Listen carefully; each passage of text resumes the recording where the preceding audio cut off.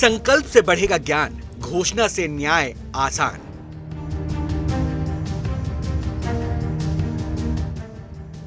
चुनावी घमासान से पूर्व बीजेपी और कांग्रेस ने जनता का विश्वास जीतने के लिए अपने अपने स्तर पर पूरी ताकत झोंक दी है। इसमें बीजेपी की जीत के रथ के कमान पीएम नरेंद्र मोदी के हाथ में है, तो वहीं कांग्रेस ने भी जीत के लिए ऐसी रणनीति तैयार की है जो कई वर्गों को लुभा सकती है। लेकिन पीएम मोदी जनता के बीच जाकर बाजी पलटने के माहिर खिलाड़ी है, इसलिए इस बार कांग्रेस के सामने फिर वही संकट है जिसका वो पिछले 2 चुनाव से सामना कर चुके हैं।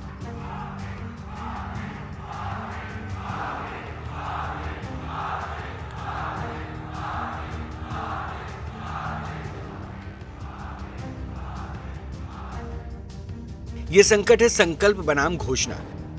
दरअसल बीजेपी घोषणा पत्र जारी नहीं करती बल्कि संकल्प पत्र जारी करती है और इन संकल्पों को सिद्ध करके उसे जनता तक पहुंचाती भी है। लेकिन कांग्रेस अपने परंपरागत अंदाज में घोषणाएं करती है जिसका असर जनता पर उतना नहीं पड़ रहा जितना कि 2014 से पहले पड़ता था, और इसका कारण है पीएम मोदी का बाजी पलटने वाला अंदाज। भाइयों और बहनों, भाजपा जो कहती है वो जरूर करती है। दूसरी पार्टियों की तरह भाजपा केवल घोषणा पत्र नहीं जारी करती, हम तो संकल्प पत्र लेकर के आते हैं। पीएम मोदी ने यह बयान राजस्थान के चूरू में हुई जनसभा में दिया है, और ये इसलिए दिया है क्योंकि कांग्रेस ने 2024 के चुनाव के लिए अपना घोषणा पत्र जारी कर दिया है। अब प्रश्न है कि बीजेपी के संकल्प पर जनता को इतना विश्वास क्यों है और कांग्रेस की घोषणाओं पर अविश्वास क्यों? इस प्रश्न का उत्तर जनता ही दे सकती है। लेकिन बीजेपी के संकल्प पत्र के जारी होने से पहले चुनावी जमीन पर वायदों की फसल का एक अंतर जरूर बता सकते हैं। बीजेपी का संकल्प पत्र ज्ञान पर फोकस है। जी का अर्थ है गरीब, वाई का अर्थ है युवा, ए का अर्थ है अन्नदाता और एन का अर्थ है नारी। यानी 4 सेक्टर को फोकस करके बीजेपी अपनी योजनाओं को विस्तार देने का ऐलान करेगी, जबकि इस मामले में कांग्रेस के सामने संकट है घोषणा और वायदों की जमीन पर जनता का विश्वास जीतने का। ऐसा इसलिए क्योंकि कांग्रेस ने जो 48 पन्नों का घोषणा पत्र जारी किया है उसमें 5 न्याय और 25 गारंटी शामिल है। इसमें मजदूरी 400 रुपए प्रतिदिन करने का ऐलान है, गरीब महिला को वार्षिक 1 लाख रुपए देने का ऐलान है। इसके अलावा एमएसपी कानून बनाने की भी घोषणा है और जाति जनगणना कराने का भी ऐलान किया गया है। यानी कांग्रेस ने युवा, महिला, मजदूर, किसान और जातीय समीकरण को साधने की कोशिश की है, उनके लिए योजनाएं बनाने का वायदा किया है। लोकतंत्र को और संविधान को बचाने का चुनाव है। एक तरफ एनडीए नरेंद्र मोदी जी जो कॉन्स्टिट्यूशन पर आक्रमण कर रहे हैं,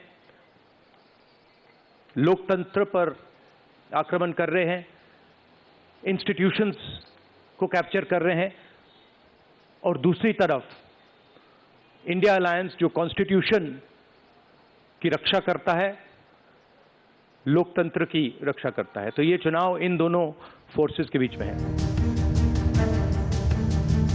लेकिन बीजेपी और कांग्रेस की घोषणा में फर्क तब आता है जब दोनों को तुलनात्मक रूप से देखा जाता है।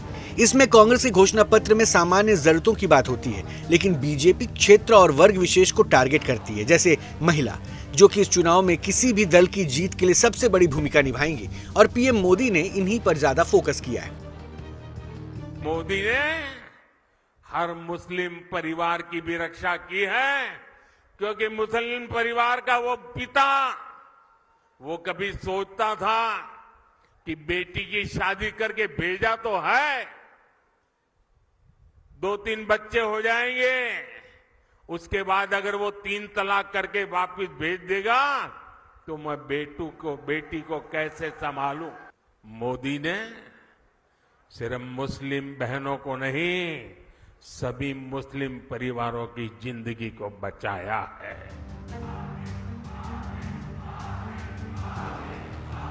यानी पीएम मोदी अपने पिछले संकल्प पत्र में लिए गए संकल्पों की सिद्धि अब जनता के सामने रख रहे हैं, जबकि 2014 के पहले हुई घोषणाओं में कुछ ही ऐसी होती हैं जो चुनाव के बाद पूरी की गई हो। यानी पीएम मोदी ने संकल्प सिद्ध करके विश्वास जीता है, वहीं कांग्रेस अपनी पूर्व की घोषणाओं के पूरा होने का हिसाब जनता के सामने नहीं रख रही है, उल्टा नई घोषणाओं की सूची लाई है।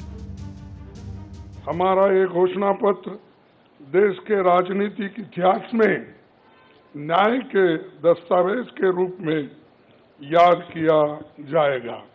इन 5 पिलर्स में से 25 गारंटी निकलते हैं। हर 25 गारंटी ने किसी ना किसी को लाभ मिलेगा। इसके अंतर्गत यहाँ पर हमारे मैनिफेस्टो में भी है। संकल्प बनाम घोषणा में एक और बड़ा अंतर यह है कि कांग्रेस की सिर्फ सरकार आने पर किए जाने वाले कार्यों को लेकर वायदा कर रही है, जबकि पीएम मोदी की तरफ से जारी संकल्प में 2047 तक का विजन फिक्स कर दिया गया है। यानी तैयारी 5 वर्ष की नहीं बल्कि आने वाले दशकों की है।